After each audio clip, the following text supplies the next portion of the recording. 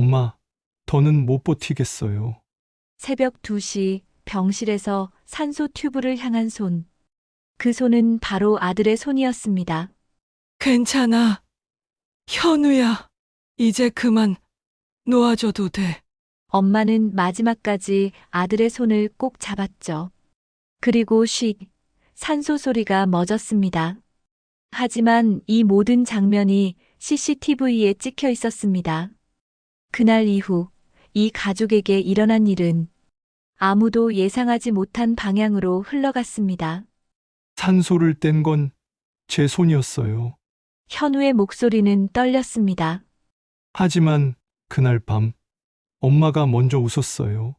병실의 불빛 아래 산소호흡기 경보음이 울렸고 다음 날 병원엔 소문이 돌기 시작했습니다. 인생을 살다 보면 상상조차 못한 일이 벌어집니다. 오늘은 정희와 현우 모자의 충격적인 이야기입니다. 사랑과 죄, 그 경계에서 무너진 한 가족의 이야기입니다. 안녕하세요. 여러분의 사연으로 만들어가는 사연의 시작은입니다. 구독과 좋아요는 저희에게 큰 힘이 되고 더 많은 분들에게 이런 이야기를 전할 수 있게 합니다. 오늘의 사연의 시작은 서울 성북구 정릉동에 사는 68세 정희 씨의 사연입니다. 서울 성북구 정릉동의 낡은 주택가, 그 골목 끝에 자리한 한양병원 3층 특실. 창밖으로는 가을 햇살이 조용히 스며들고 있었습니다. 병실 침대 위에 누운 정희는 산소호흡기를 코에 꽂은 채 가만히 천장을 바라보고 있었어요. 폐암 말기. 의사는 이미 3달 전에 말했습니다. 길어야 반년이라고요. 정희는 그 말을 듣고도 별로 놀라지 않았어요. 이미 몸이 먼저 알고 있었으니까요. 숨을 쉴 때마다 가슴 속에서 뭔가 깨지는 것 같은 아픔. 밤마다 찾아오는 기침. 그리고 점점 가늘어지는 호흡. 침대 옆 의자에는 아들 현우가 앉아 있었습니다. 40살의 현우는 오늘도 어제처럼 그제처럼 병실을 지키고 있었어요. 정희의 손을 꼭 잡고 이따금 물을 먹여주고 이불을 덮어주었죠. 딸 민정은 결혼 후 미국으로 건너갔습니다. 가끔 영상통화로 얼굴을 비추지만 그게 전부였어요. 남편은 10년 전 교통사고로 세상을 떠났고요. 그러니 지금 정희 곁에 남은 사람은 현우뿐이었습니다. 현우는 언제나 조용했어요. 말수가 적고 표정도 잘 드러내지 않는 사람이었죠. 하지만 정희는 알았습니다. 현우의 눈빛 속에 담긴 불안과 초조함을요. 병원비 고지서가 책상 위에 쌓일 때마다 현우의 어깨는 조금씩 더 구부러졌어요. 엄마, 병원비 걱정 마. 나 다 처리했어. 현우는 늘 그렇게 말했습니다. 하지만 정희는 알고 있었어요. 현우가 다니던 보험회사가 부도났다는 것, 빚이 쌓이고 있다는 것, 그리고 지금 현우가 어머니를 위해 얼마나 무리하고 있는지를요. 현우야, 정희는 가늘게 숨을 내쉬며 말했습니다. 너 너무 무리하지 마. 엄마는 괜찮아. 엄마, 무슨 소리예요? 당연히 해야 할 일이에요.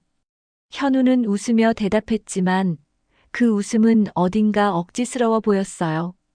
그날 저녁 현우는 병원 복도 끝 계단에 혼자 앉아 있었습니다. 손에는 은행 대출 서류가 들려 있었고 휴대전화 화면에는 채권 추심 문자가 가득했어요. 현우는 고개를 떨구고 한참을 그렇게 앉아 있었죠. 그때 간병인 순자가 지나가다 현우를 보았습니다.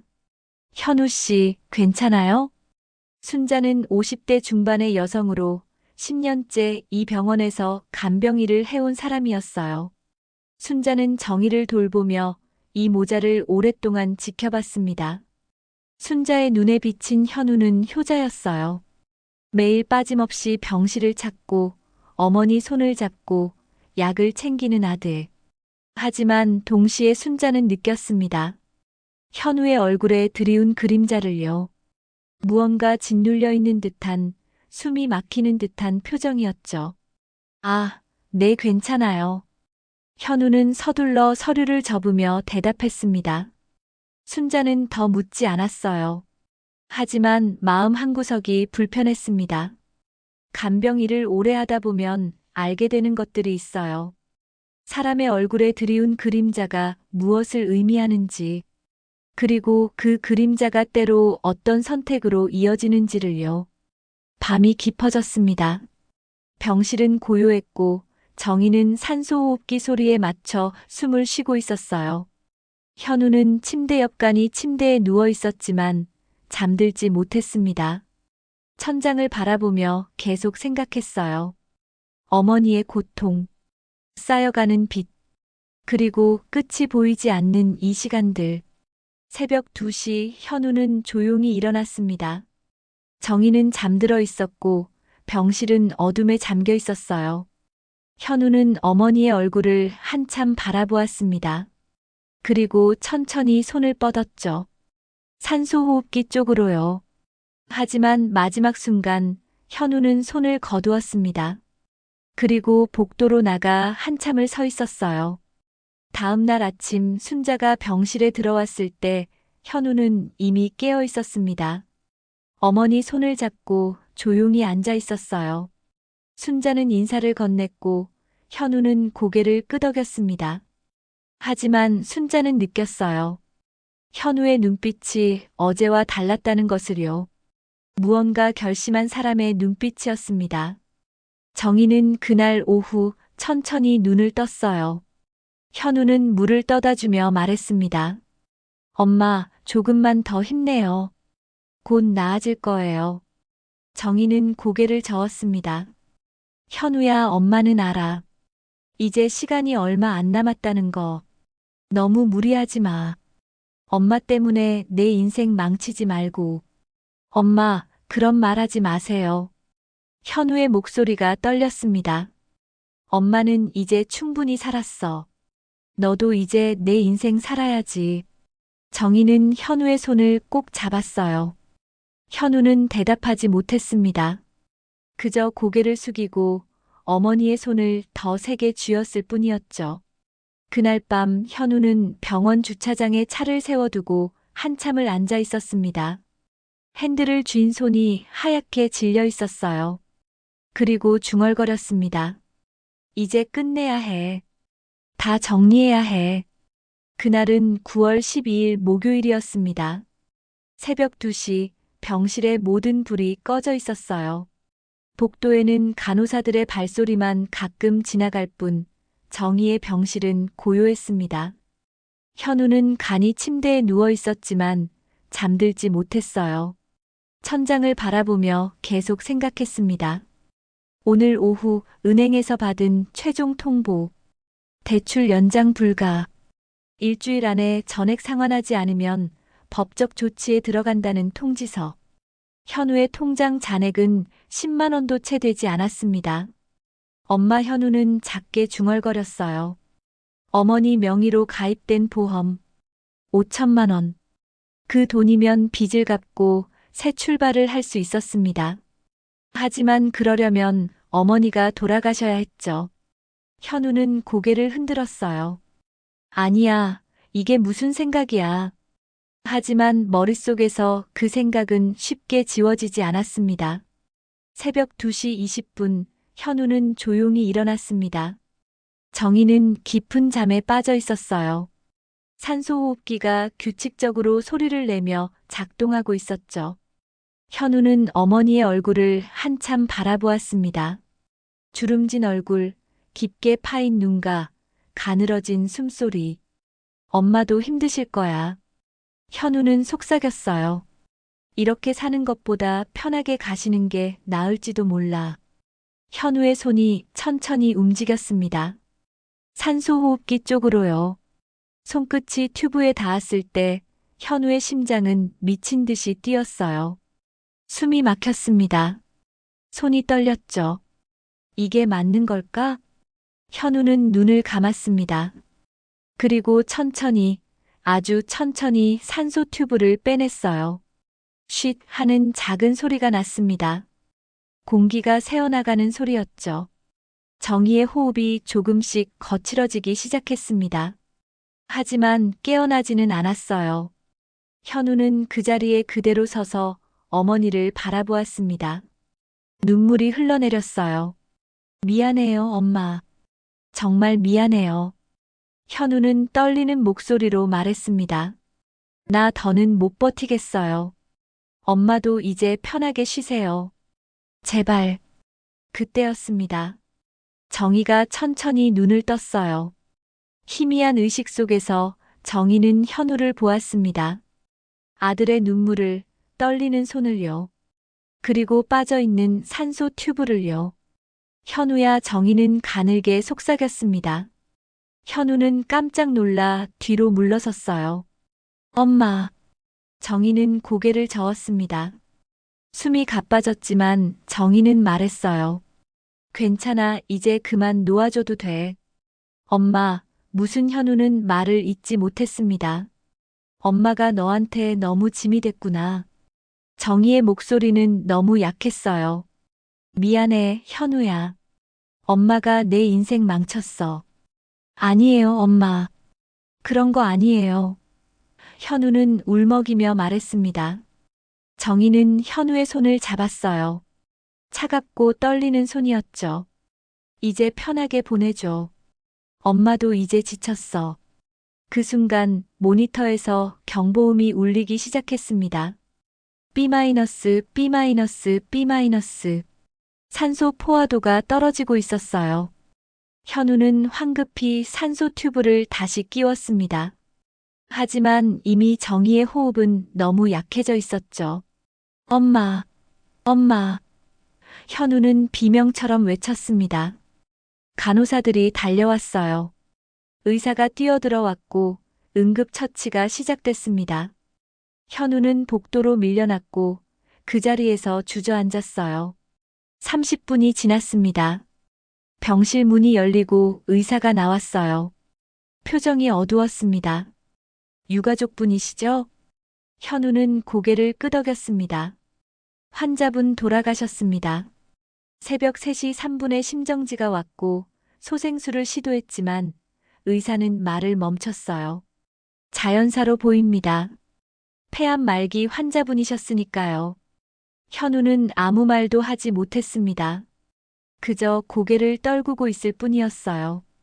의사는 조의를 표하고 돌아갔습니다. 현우는 혼자 복도에 남았죠. 손이 떨렸습니다. 온몸이 떨렸어요. 무릎에 힘이 풀렸습니다. 내가 죽인 거야. 현우는 중얼거렸습니다. 내가 엄마를. 그때 복도 저편에서 순자가 걸어왔어요. 순자는 간호사들의 소란을 듣고 서둘러 온 것이었습니다. 정희의 병실 앞에 주저앉은 현우를 보았죠.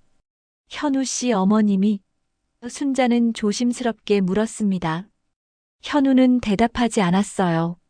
순자는 병실 안을 들여다보았습니다. 하얀 천으로 덮인 침대, 꺼진 모니터, 그리고 바닥에 떨어진 산소 튜브. 순자의 눈이 그 튜브에 멈췄습니다.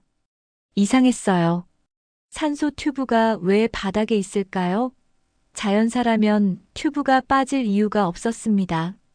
순자는 현우를 다시 보았어요. 현우는 고개를 숙인 채 온몸을 떨고 있었습니다. 현우 씨, 순자는 무언가 이상함을 느꼈습니다. 혹시 아무것도 아니에요. 현우는 급하게 말했어요. 엄마가 편하게 가신 거예요. 그렇게 원하셨으니까. 순자는 더 묻지 않았습니다. 하지만 마음 한구석이 무거웠어요. 10년 동안 이 일을 하면서 순자는 많은 죽음을 봤습니다. 자연스러운 죽음, 평온한 죽음, 고통스러운 죽음, 그리고 의심스러운 죽음도요. 현우는 장례를 조용히 치렀습니다. 민정은 급히 귀국했지만 장례식장에 도착했을 때는 이미 모든 게 끝나 있었어요. 현우는 침착했습니다. 조문객들에게 인사하고 절차를 처리하고 어머니를 화장했죠. 오빠, 왜 나한테 연락 안 했어? 민정이 따져 물었습니다. 급하게 돌아가셨어. 연락할 시간이 없었어. 현우는 담담하게 대답했어요. 민정은 오빠의 얼굴을 자세히 보았습니다. 뭔가 이상했어요. 슬픔보다는 안도감 같은 게 느껴졌습니다. 3일장이 끝나고 현우는 병원 행정실에서 사망진단서를 받았어요. 사인은 폐암으로 인한 호흡부전, 자연사. 현우는 그 종이를 보며 길게 숨을 내쉬었습니다. 이제 끝났어. 하지만 순자는 그날 밤 잠을 이루지 못했습니다. 계속 그 장면이 떠올랐어요. 바닥에 떨어진 산소 튜브, 떨고 있던 현우의 손, 그리고 정희가 돌아가신 그 새벽의 이상한 침묵. 뭔가 잘못됐어. 순자는 중얼거렸습니다. 장례가 끝난 지 사흘이 지났습니다. 순자는 병원 복도를 걸으며 계속 생각했어요. 그날 새벽의 일이 머릿속에서 지워지지 않았습니다. 바닥에 떨어진 산소 튜브, 현우의 떨리는 손, 그리고 무엇보다 현우가 중얼거렸던 그 말. 엄마가 편하게 가신 거예요. 그렇게 원하셨으니까. 순자는 발걸음을 멈췄습니다. 아니야. 이건 그냥 넘어갈 일이 아니야. 순자는 결심했어요. 진실을 확인해야 한다고요. 점심시간 순자는 병원 관리실을 찾아갔습니다. 관리실 직원은 서류를 정리하고 있었어요. 저 실례지만 9월 12일 새벽 CCTV 영상 좀 확인할 수 있을까요? 순자는 조심스럽게 물었습니다. 관리실 직원은 고개를 들었어요. 왜요? 무슨 일 있으세요? 그게 그날 제가 담당하던 환자분이 돌아가셨는데 확인하고 싶은 게 있어서요. 유가족 동의 없이는 안 됩니다. 개인정보 보호법 때문에요. 관리실 직원은 단호하게 말했습니다. 순자는 한숨을 쉬었어요. 그럼 유가족한테 동의를 받아오면 되는 거죠? 네, 그래야 합니다. 순자는 관리실을 나왔습니다. 현우한테 직접 물어볼 수밖에 없었어요.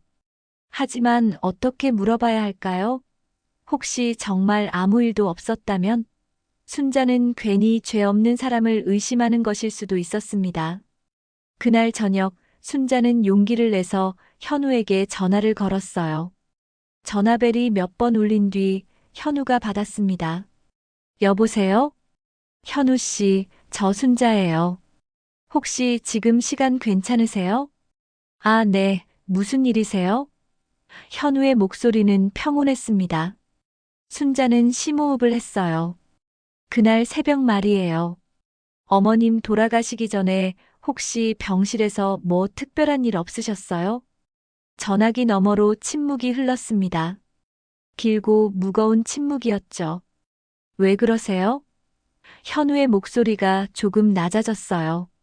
아니, 그냥 제가 그날 산소 튜브가 바닥에 떨어져 있는 걸 봐서요.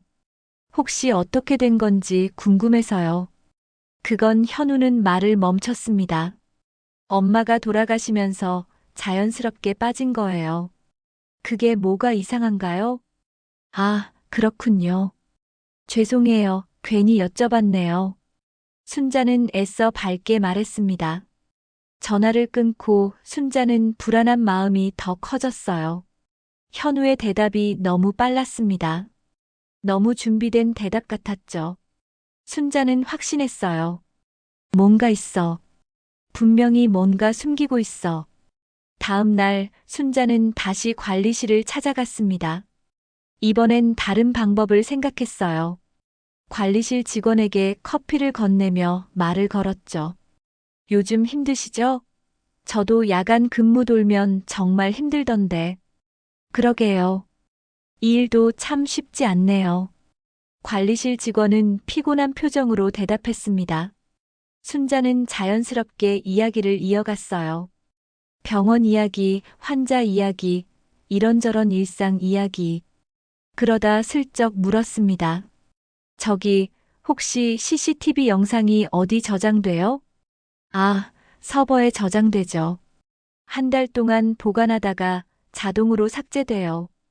그럼 지금 9월 12일 영상은 아직 있겠네요? 당연히 있죠. 아직 한 달도 안 됐으니까. 순자는 고개를 끄덕였습니다. 그리고 화장실에 다녀온다며 자리를 떴어요.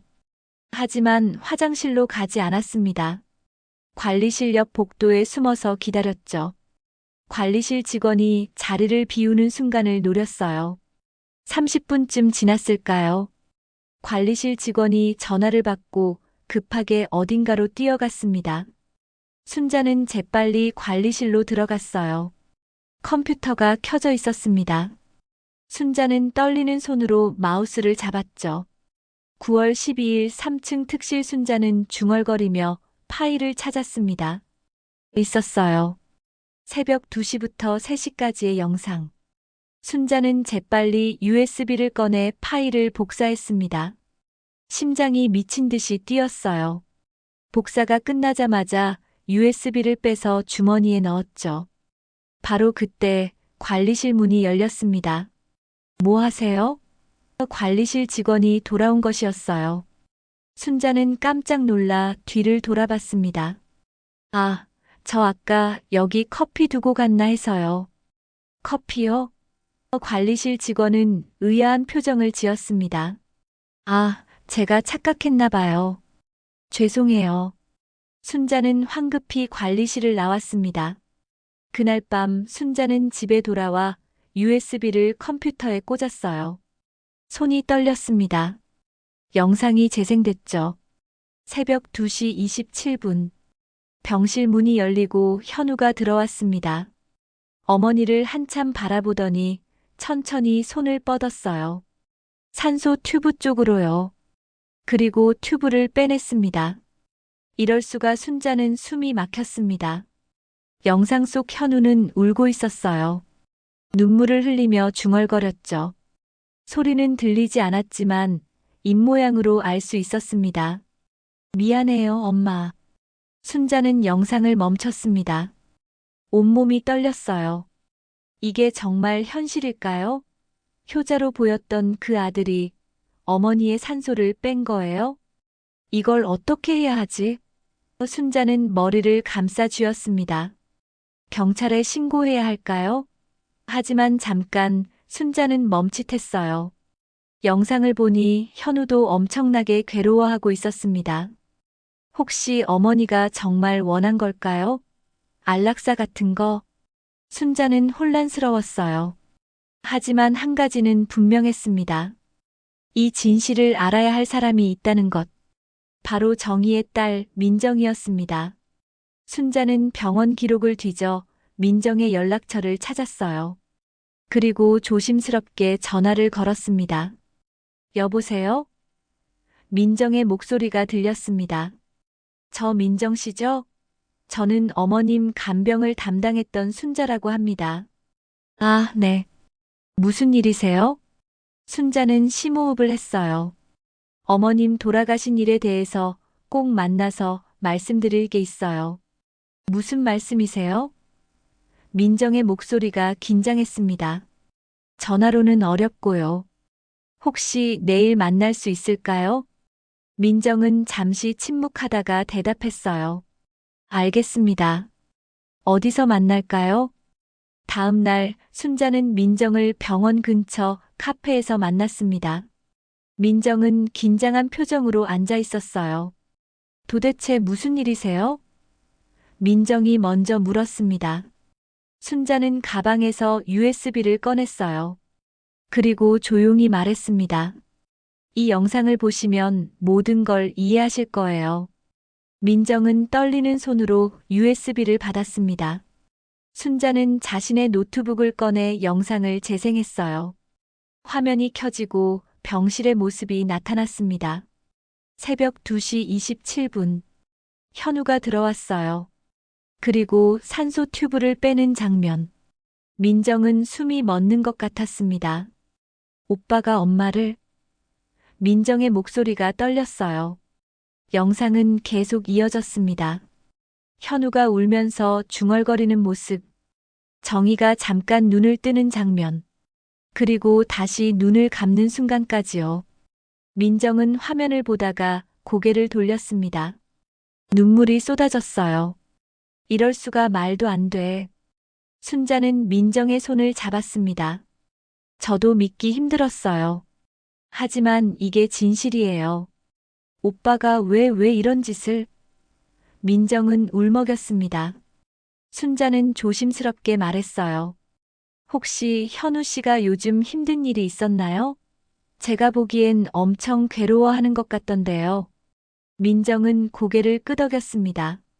오빠 회사가 부도났어요. 3달 전쯤요. 그 뒤로 계속 힘들어했죠. 근데 설마 그래서 혹시 어머님 명의로 보험이 있었나요? 순자가 물었습니다. 민정은 눈을 크게 떴어요. 보험 맞아요. 엄마가 5천만 원짜리 보험을 들어두셨어요. 수익자가 누구죠? 원래는 오빠였는데 민정은 말을 멈췄습니다. 뭔가 떠오른 것 같았어요. 잠깐 엄마가 1달 전에 수익자를 바꿨어요. 나한테로요. 순자는 고개를 끄덕였습니다. 그럼 현우 씨는 그 사실을 알고 있었을까요? 민정은 입술을 깨물었어요. 모를 리가 없어요. 엄마가 오빠한테 얘기했을 거예요. 오빠가 빚 때문에 힘들어하니까 엄마가 오빠 걱정해서 수익자를 바꾼 거였어요. 오빠가 보험금 때문에 이상한 생각할까 봐요. 그렇군요. 순자는 한숨을 쉬었습니다. 민정은 노트북을 닫았어요. 이걸 경찰에 신고해야 하나요? 순자는 대답하지 못했습니다. 그것은 민정이 결정할 일이었으니까요. 제가 생각할 시간을 좀 주세요. 민정은 일어섰습니다. 이 영상 제가 가져가도 될까요? 네, 원본은 제가 가지고 있을게요. 순자는 USB를 건넸습니다. 민정은 카페를 나와 차에 올라탔어요. 한참을 그렇게 앉아 있었습니다. 머릿속이 복잡했죠. 오빠를 고발해야 할까요? 아니면 그냥 넘어가야 할까요? 민정은 핸드폰을 꺼내 현우의 회사를 검색했습니다. 뉴스 기사가 떴어요. 중견보험사 부도 직원들 대량 해고. 그리고 댓글란에는 현우의 이름도 보였습니다. 전 직원 현우, 회사 부도 후 수억 빚 더하나. 민정은 한숨을 쉬었어요. 오빠가 얼마나 힘들었을지 상상이 됐습니다. 하지만 그렇다고 해도 어머니를 그렇게 보낼 수는 없는 일이었죠. 민정은 오빠의 회사 주소를 찾았습니다. 그리고 차를 몰았어요. 40분쯤 달려 도착한 곳은 낡은 오피스텔 건물이었습니다. 입구에는 사람들이 모여 있었어요. 현우 씨 나와. 돈 갚으라고. 이번 달까지라며. 약속 안 지킬 거야? 채권자들이었습니다. 민정은 차에서 내려 그들을 바라봤어요. 대여섯 명쯤 됐습니다. 모두 화난 표정이었죠. 민정은 건물 안으로 들어가려다 멈칫했습니다. 현우가 나오고 있었거든요. 오빠의 얼굴은 초췌했습니다. 며칠 동안 잠을 못 잔 것 같았어요. 죄송합니다. 조금만 더 기다려주세요. 제가 꼭 갚을게요. 현우는 고개를 숙이며 말했습니다. 그게 몇 번째야. 매번 그러고 안 갚잖아. 채권자 중 한 명이 소리쳤어요. 이번엔 정말 갚을 수 있어요. 머지않아 돈이 들어와요. 현우의 목소리는 떨렸습니다. 민정은 그 말을 듣고 움찔했어요. 머지않아 돈이 들어온다는 말. 혹시 그게 보험금을 말하는 걸까요? 하지만 수익자는 이미 민정으로 바뀌었습니다. 현우는 그 사실을 알고 있었을까요? 채권자들이 돌아간 뒤 민정은 현우에게 다가갔습니다. 오빠. 현우는 깜짝 놀라 뒤를 돌아봤어요. 민정아, 너 여기 왜? 오빠, 우리 얘기 좀 해야 할 것 같아. 민정의 목소리는 차가웠습니다. 현우는 민정의 표정을 보고 뭔가 느낀 듯 했어요. 무슨 얘기? 엄마 돌아가신 날 밤 얘기. 민정은 또박또박 말했습니다. 현우의 얼굴이 하얗게 변했습니다. 그게 무슨 소리야? 오빤 알고 있었어? 엄마가 보험 수익자를 내 이름으로 바꾼 거? 민정이 물었습니다. 현우는 대답하지 못했어요. 입술만 파르르 떨렸습니다. 엄마가 그날 오빠한테 말했죠? 민정은 계속 물었습니다. 오빠가 보험금 때문에 이상한 생각하지 말라고 수익자를 내 이름으로 바꿨다고 말이야. 민정아, 현우의 목소리가 갈라졌어요. 그래서 오빠가 그날 밤에 그런 거야? 민정의 눈에서 눈물이 흘렀습니다. 엄마 산소 튜브를 뺀 거야? 현우는 그 자리에 주저앉았습니다. 무릎이 풀렸어요. 넌 어떻게 알았어? 현우는 떨리는 목소리로 물었습니다. CCTV에 다 찍혀 있어, 오빠. 민정은 USB를 꺼내 흔들었어요. 현우는 바닥에 주저앉은 채 고개를 들지 못했습니다. 민정은 오빠를 내려다보며 주먹을 꽉 쥐었어요. 분노와 슬픔이 동시에 밀려왔습니다. 오빠, 어떻게 그럴 수가 있어? 우리 엄마를. 민정의 목소리가 떨렸어요. 현우는 얼굴을 두 손으로 감쌌습니다. 미안해, 정말 미안해. 미안하다고? 그게 끝이야? 민정은 소리쳤습니다. 지나가던 사람들이 돌아봤지만 민정은 신경 쓰지 않았어요. 민정아, 들어봐. 나도 어쩔 수 없었어. 현우는 울먹이며 말했습니다. 어쩔 수 없었다고? 무슨 소리야? 민정은 차갑게 물었습니다. 현우는 천천히 입을 열었어요. 채권자들이 매일 찾아왔어. 집 앞에서, 회사 앞에서, 심지어 병원까지 따라왔다고. 일주일 안에 안 갚으면 법적 조치 들어간다고 했어. 나 파산하는 거야. 그래서 엄마를 죽인 거야? 민정의 목소리는 차디찼습니다. 아니야. 그게 아니라 현우는 고개를 저었어요. 엄마가 먼저 말했어. 그날 밤에. 뭐라고? 민정은 멈칫했습니다. 엄마가 나한테 말했어. 이제 놓아달라고. 더 이상 고통스럽게 살고 싶지 않다고. 현우는 눈물을 흘렸습니다. 그리고 내가 너무 힘들어하는 거 다 알고 있다고. 미안하다고 했어. 민정은 숨이 막혔습니다. 그래서 산소를 뺀 거야? 엄마가 내 손을 잡았어. 그리고 눈을 감으라고 했어. 현우의 목소리가 점점 작아졌어요. 나도 몰랐어, 민정아. 내가 정말 그걸 할 줄은. 손이 저절로 움직였어. 그리고 튜브를 빼고 나니까 돌이킬 수가 없었어. 민정은 뒤로 물러섰습니다. 오빠의 말이 진짜일까요? 엄마가 정말 그렇게 말했을까요? 거짓말하지 마, 오빠. 민정은 고개를 저었어요. 오빠는 보험금 때문에 그런 거잖아. 엄마가 수익자를 내 이름으로 바꿨다는 거 알고 화가 났던 거잖아.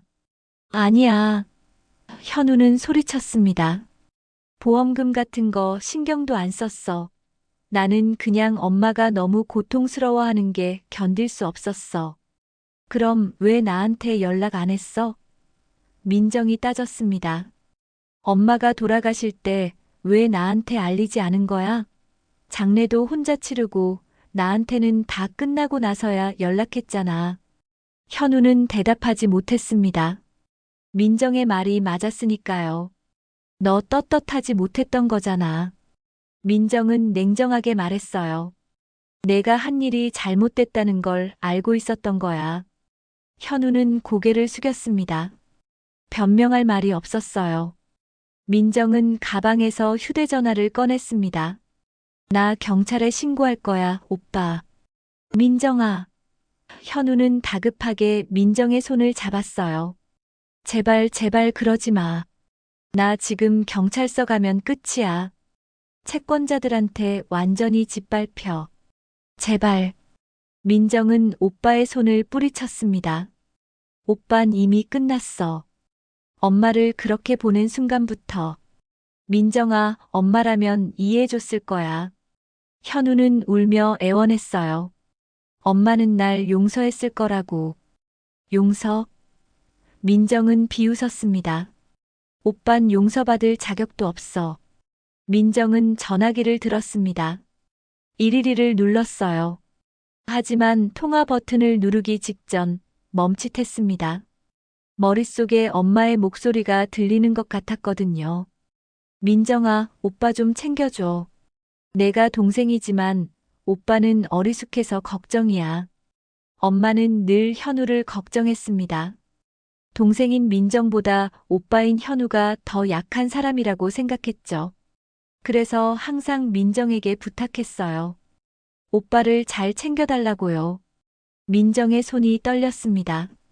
전화를 끊었어요. 오빠, 집에 가자. 거기서 얘기하자. 민정은 작게 말했습니다.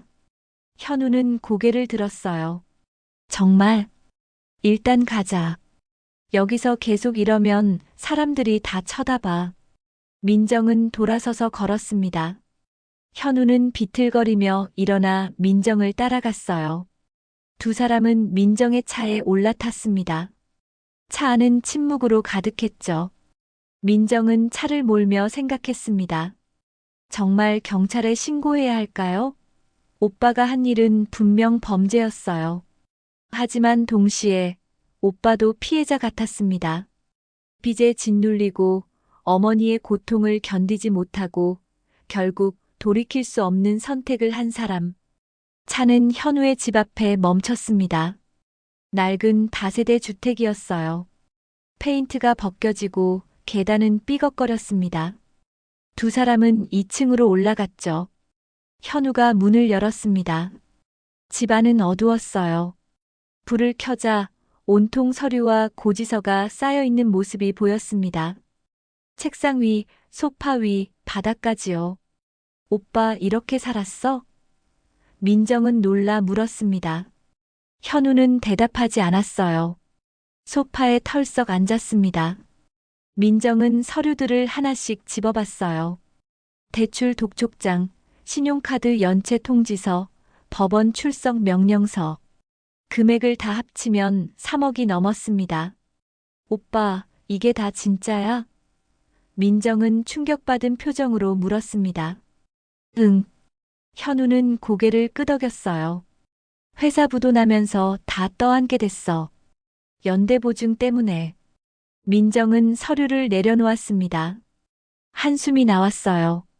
왜 나한테 말 안 했어? 너한테 짐 되고 싶지 않았어. 넌 미국에서 잘 살고 있잖아. 현우는 쓴웃음을 지었습니다. 바보 같은 소리 하지 마. 민정은 소파에 앉았어요. 우린 가족이잖아. 두 사람은 한참을 말없이 앉아 있었습니다. 시계 소리만 째깍거렸어요. 오빠. 민정이 먼저 입을 열었습니다. 엄마가 정말 그렇게 말했어? 놓아달라고? 현우는 고개를 끄덕였습니다. 진짜야. 엄마가 내 손을 잡고 이제 그만하자고 했어. 너무 힘들다고. 민정의 눈에서 눈물이 흘렀어요. 엄마가 그렇게 힘들었구나. 미안해, 민정아. 현우는 울먹였습니다. 나 때문에 엄마가 더 힘들었던 것 같아. 내가 빚 때문에 고민하는 거 보면서 엄마도 스트레스 받았을 거야. 민정은 휴대전화를 다시 꺼냈습니다. 하지만 이번에는 경찰이 아니라 순자에게 전화를 걸었어요. 여보세요, 순자 씨? 저 민정이에요. 혹시 그날 밤 영상에서 엄마가 뭐라고 말하는 것 같았어요? 순자는 전화를 받고 잠시 침묵했습니다. 민정의 질문이 예상치 못한 것이었거든요. 그날 밤 영상이요? 순자는 조심스럽게 되물었어요. 네, 엄마가 오빠한테 뭐라고 말하는 것 같았어요? 민정은 다급하게 물었습니다. 순자는 한참을 생각했어요. 그날 영상을 여러 번 돌려봤던 기억이 났습니다. 글쎄요, 소리는 안 들렸지만 입모양을 보니까 어머님이 뭔가 말씀하시는 것 같긴 했어요. 뭐라고 하신 것 같았어요? 정확하진 않지만 순자는 말을 이었습니다. 제가 볼 때는 괜찮아 같은 말을 하신 것 같았어요. 그리고 현우 씨 손을 잡으시더라고요. 민정은 숨을 깊게 들이마셨습니다. 감사합니다, 순자 씨. 전화를 끊고 민정은 현우를 바라봤어요. 오빠 말이 맞는 것 같아. 엄마가 정말 그렇게 말한 것 같아. 현우는 고개를 들었습니다. 민정아. 하지만 그래도 잘못된 거야, 오빠. 민정은 단호하게 말했어요. 엄마가 아무리 그렇게 말했어도 오빠가 그렇게 하면 안 되는 거였어. 현우는 고개를 끄덕였습니다. 알아. 나도 알아. 그래서 나 경찰에 신고할 거야. 민정은 휴대전화를 들었습니다. 민정아. 현우는 벌떡 일어났어요. 앉아, 오빠. 민정은 차갑게 말했습니다. 하지만 그 전에 오빠가 해야 할 일이 있어. 뭔데? 현우는 떨리는 목소리로 물었습니다. 엄마한테 진짜로 사과해. 그리고 자수해. 민정은 또박또박 말했어요. 오빠가 스스로 경찰서에 가. 내가 신고하기 전에. 현우는 주저앉았습니다. 나 할 수 있을까? 해야지. 그게 오빠가 할 수 있는 마지막 책임이야. 민정은 일어섰어요. 내일까지 시간 줄게. 내일 저녁까지 자수 안 하면 내가 직접 신고할 거야. 민정은 집을 나섰습니다. 계단을 내려가며 눈물이 쏟아졌어요.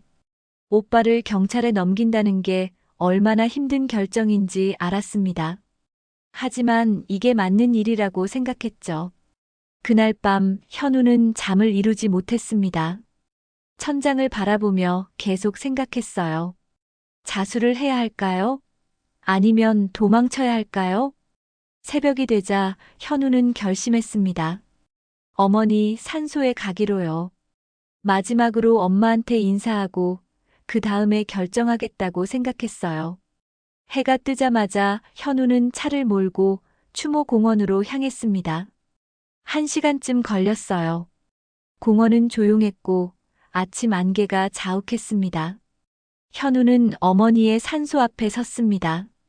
묘비에는 사랑하는 어머니 정이라고 새겨져 있었어요.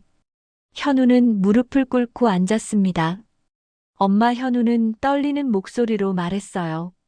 나왔어. 늦어서 미안해. 바람이 불었습니다. 나뭇잎이 바스락거렸어요. 엄마, 나 너무 겁이 나. 현우는 울음을 터뜨렸습니다. 경찰서 가면 감옥 갈 거야. 나 감옥 가면 어떡해? 아무 대답이 없었습니다. 당연했죠. 하지만 현우는 계속 말했어요. 그날 밤 엄마가 한 말 기억해. 놓아달라고 했잖아. 그래서 나도 놓아줬어. 그게 잘못된 거야? 현우는 묘비를 붙잡았습니다.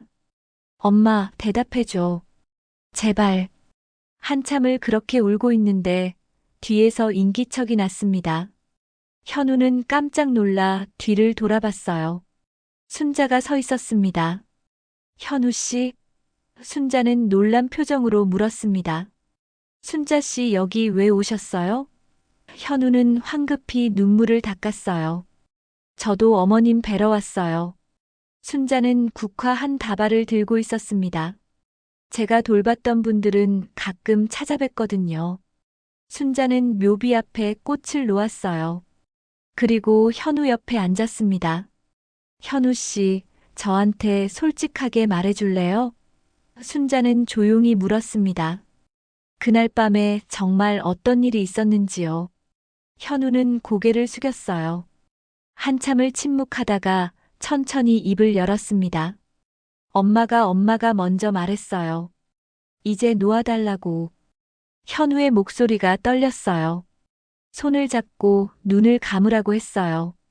그래서 나는 산소를 뺐어요. 순자는 고개를 끄덕였습니다. 그럼 어머님이 원하신 거네요. 하지만 그래도 잘못된 거잖아요. 현우는 울먹였습니다. 법적으로도 도덕적으로도 잘못된 거잖아요. 맞아요. 순자는 솔직하게 말했어요. 잘못된 거예요. 하지만 저는 현우 씨가 나쁜 사람이라고 생각하지 않아요. 현우는 순자를 바라봤습니다. 왜요? 나쁜 사람은 저렇게 울지 않아요. 순자는 현우의 어깨를 두드렸어요. 나쁜 사람은 후회하지도 괴로워하지도 않아요. 근데 현우 씨는 지금 너무 힘들어 하잖아요. 현우는 다시 고개를 숙였습니다. 그래도 책임은 져야 해요. 순자는 말을 이었습니다. 어머님을 위해서라도, 현우 씨 스스로를 위해서라도요. 자수하라는 거죠? 현우가 물었습니다. 네. 순자는 고개를 끄덕였어요. 그게 맞는 길이에요. 현우는 한참을 생각했습니다. 그리고 천천히 일어났어요. 알겠습니다. 오늘 가겠습니다. 순자는 안도한 표정을 지었습니다. 잘 결정하셨어요. 현우는 묘비를 마지막으로 쓰다듬었어요. 엄마, 나 이제 가볼게. 조금 늦을 것 같아. 아마 한참 늦을지도 몰라. 추모공원을 나와 현우는 차에 올라탔습니다. 시동을 걸고 경찰서로 향했어요. 차 안에서 계속 생각했습니다. 감옥에 가면 얼마나 있게 될까요? 1년? 2년? 아니면 더 오래? 경찰서 앞에 도착했습니다. 현우는 차에서 내렸어요. 건물을 올려다봤습니다. 다리가 떨렸지만 한 걸음씩 앞으로 나아갔죠. 현우가 경찰서 문을 열려는 순간 휴대전화가 울렸습니다. 민정이었어요. 오빠, 어디야? 민정의 목소리가 들렸습니다. 경찰서 앞이야. 현우는 조용히 대답했어요. 전화 너머로 민정의 한숨 소리가 들렸습니다. 오빠 진짜 가는 거야? 응. 가야지. 현우는 쓴웃음을 지었어요. 오빠, 나 지금 갈게. 혼자 가지 마. 같이 가자. 민정의 목소리가 떨렸습니다. 괜찮아, 민정아. 이건 내가 혼자 해야 할 일이야. 현우는 말했어요. 오빠. 민정이 울먹였습니다. 사랑해, 민정아. 그리고 미안해. 현우는 전화를 끊었습니다. 현우는 심호흡을 하고 경찰서 문을 열었어요. 안으로 들어갔습니다. 경찰서 안은 형광등 불빛으로 환했습니다.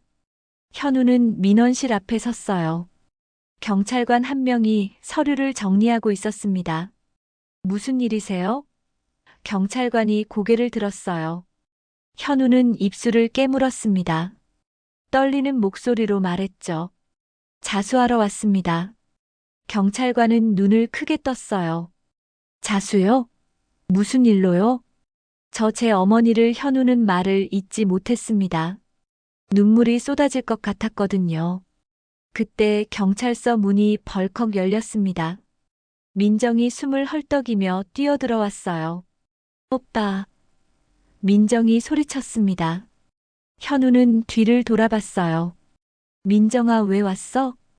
혼자 두고 갈 수 없잖아. 민정은 현우 옆으로 다가왔습니다. 우린 가족이야. 같이 가는 거야. 현우는 고개를 저었어요. 민정아, 넌 가. 이건 내 문제야. 아니야. 우리 가족 문제야. 민정은 현우의 손을 잡았습니다. 나도 증언할 거야. 엄마가 얼마나 힘들어했는지, 오빠가 얼마나 고민했는지 다 말할 거야. 경찰관은 두 사람을 번갈아 보며 물었습니다. 도대체 무슨 일인지 설명해 주시겠어요? 현우는 깊게 숨을 들이마셨습니다. 그리고 천천히 말하기 시작했어요. 어머니의 병, 산소호흡기, 그리고 그날 밤의 일까지요. 경찰관은 진지한 표정으로 듣고 있었습니다. 이야기가 끝나자 경찰관은 고개를 끄덕였어요. 잠시만 기다려주세요. 담당 형사님을 부르겠습니다. 10분쯤 지나자 50대 남자 형사가 나왔습니다. 정상호 형사였어요. 20년 넘게 형사 일을 해온 베테랑이었죠. 이쪽으로 오시죠. 정상호 형사는 조사실로 두 사람을 안내했습니다. 조사실은 좁고 답답했어요. 형광등 불빛만 차갑게 내려왔습니다. 현우와 민정은 의자에 앉았고 정상호 형사는 맞은편에 앉았죠. 처음부터 천천히 말씀해 보세요. 정상호 형사가 말했습니다. 현우는 다시 한번 그날 밤의 일을 설명했어요. 이번에는 더 자세하게요. 어머니가 손을 잡았던 것, 놓아달라고 말했던 것, 그리고 산소를 뺀 순간까지요. 정상호 형사는 꼼꼼히 기록했습니다. 질문도 몇 가지 했어요. 어머님께서 직접 산소를 빼달라고 말씀하셨습니까? 직접적으로 그렇게 말하지는 않으셨어요. 현우는 솔직하게 대답했습니다. 하지만 놓아달라고, 이제 그만하자고 하셨어요.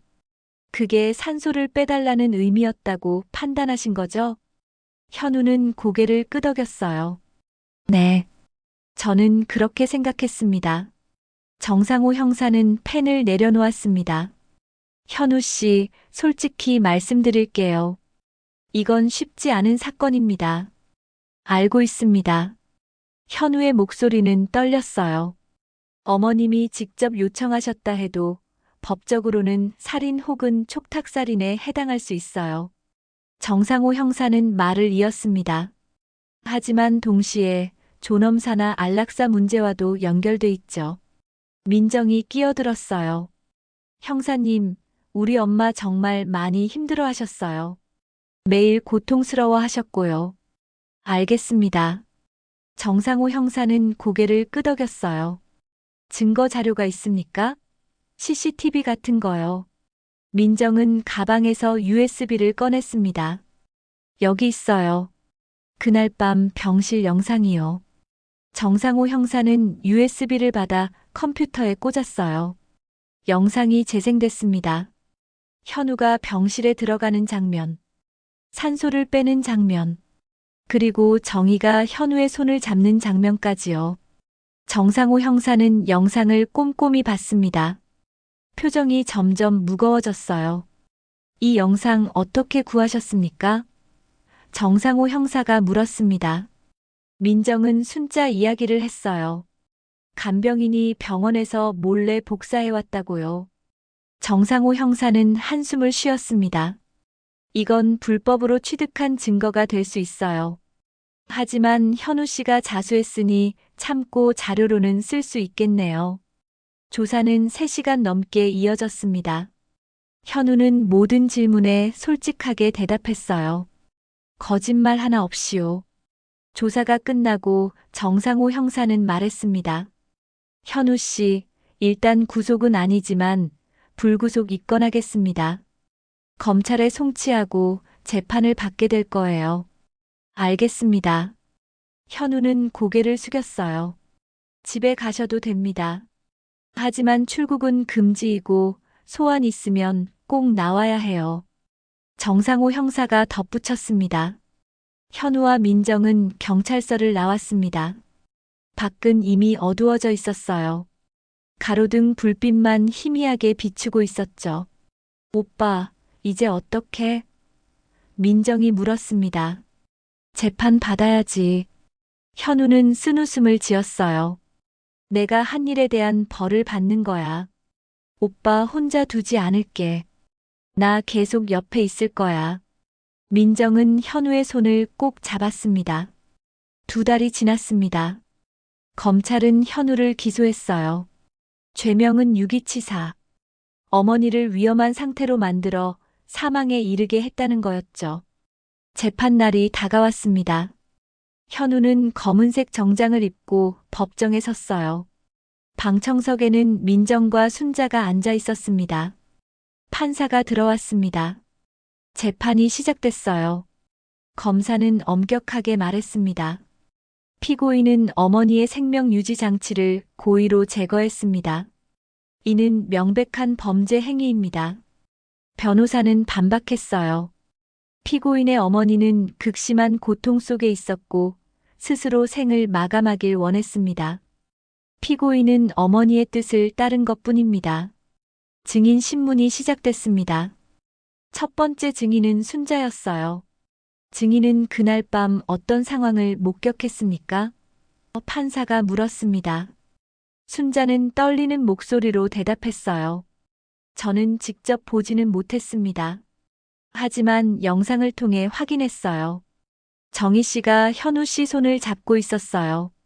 강제로 뿌리치지 않았어요. 그게 무슨 의미라고 생각합니까?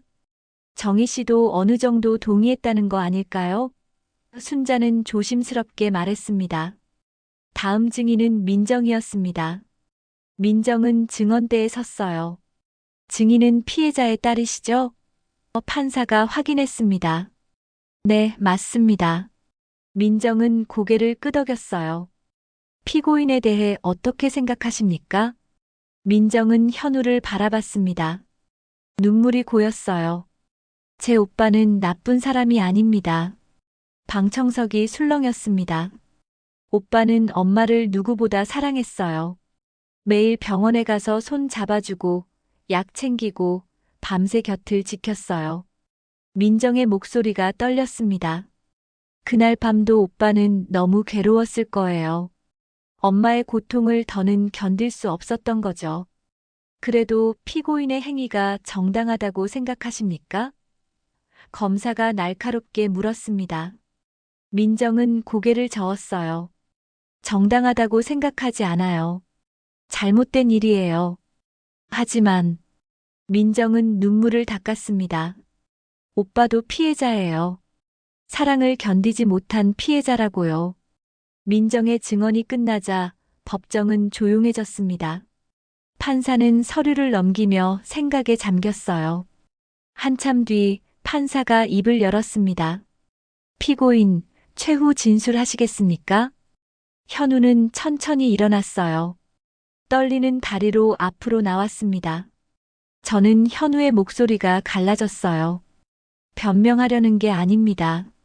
제가 한 일은 분명 잘못된 일이에요. 현우는 방청석의 민정을 바라봤습니다. 그리고 다시 판사를 봤어요. 그날 밤 엄마가 제 손을 잡고 말했어요. 이제 놓아줘라고요. 저는 그 순간 혼란스러웠습니다. 엄마를 살려야 한다는 생각과 엄마의 고통을 끝내줘야 한다는 생각 사이에서요. 현우는 눈물을 흘렸습니다. 결국 저는 산소를 뺐어요. 엄마가 원한다고 생각했으니까요.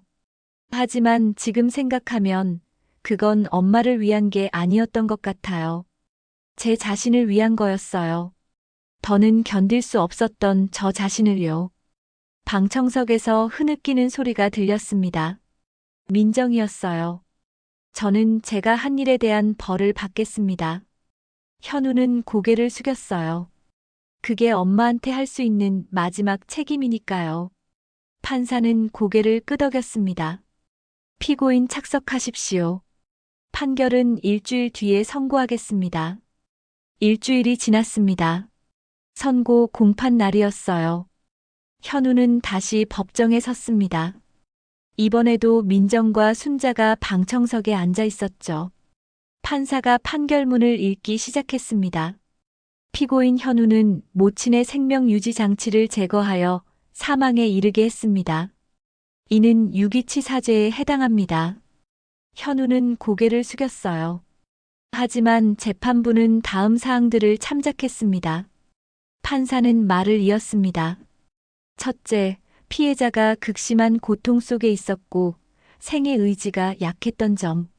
둘째, 피고인이 자수했고 깊이 반성하고 있는 점. 셋째, 유족이 피고인에 대한 처벌을 강력히 원하지 않는 점. 방청석이 술렁였습니다. 이에 재판부는 피고인에게 징역 3년에 집행유예 3년을 선고합니다. 현우는 고개를 들었어요. 집행유예, 감옥에 가지 않아도 된다는 거였죠. 다만 피고인은 사회봉사 200시간을 이행해야 합니다. 판사가 덧붙였습니다. 그리고 피고인이 다시는 이런 잘못을 범하지 않기를 바랍니다. 감사합니다, 판사님. 현우는 깊이 고개를 숙였어요. 재판이 끝나고 현우는 법정 밖으로 나왔습니다. 민정이 달려와 현우를 껴안았어요. 오빠, 다행이야. 민정은 울먹였습니다. 미안해, 민정아. 너한테 이런 고생 시켜서. 현우도 눈물을 흘렸어요. 순자도 다가왔습니다. 현우 씨, 이제 새로 시작하세요. 어머님도 그걸 원하실 거예요. 현우는 고개를 끄덕였습니다. 네, 그렇게 하겠습니다. 6개월이 흘렀습니다.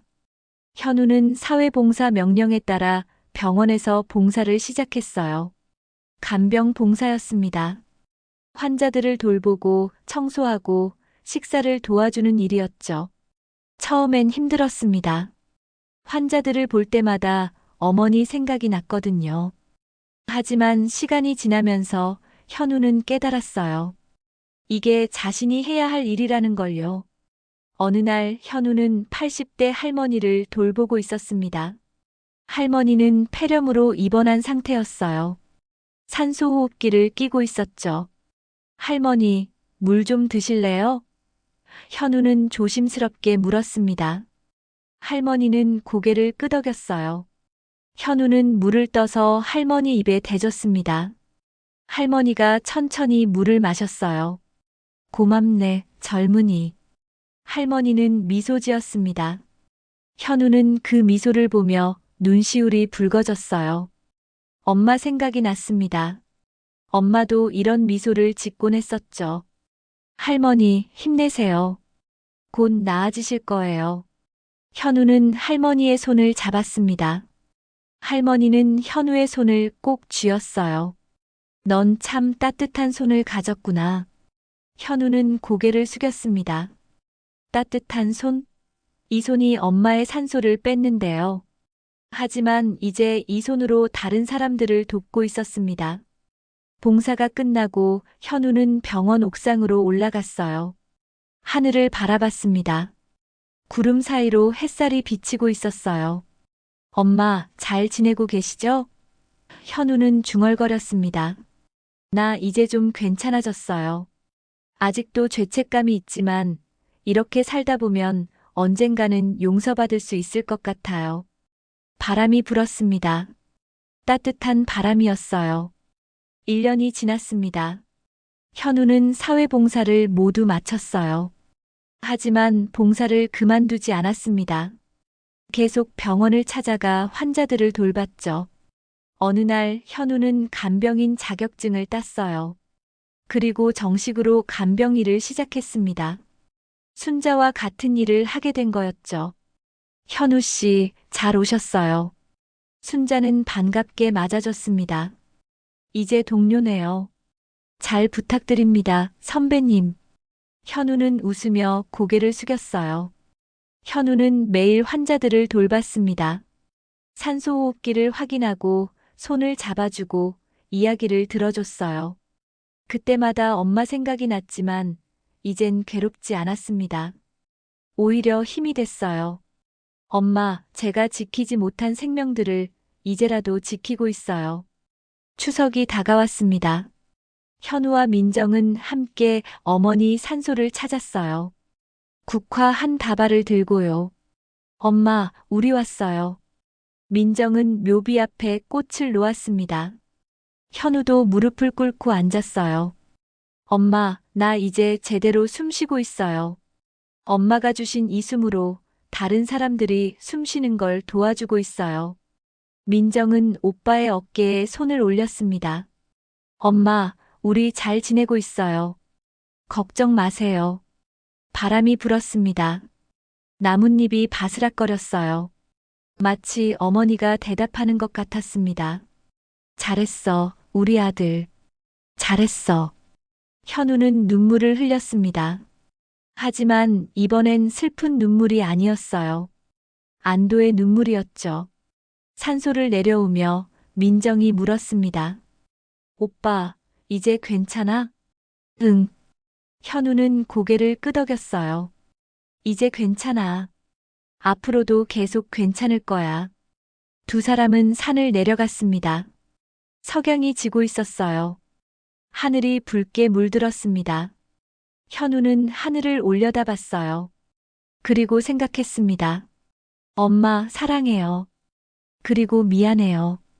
이제 제대로 살게요. 엄마가 자랑스러워할 만한 사람이 될게요.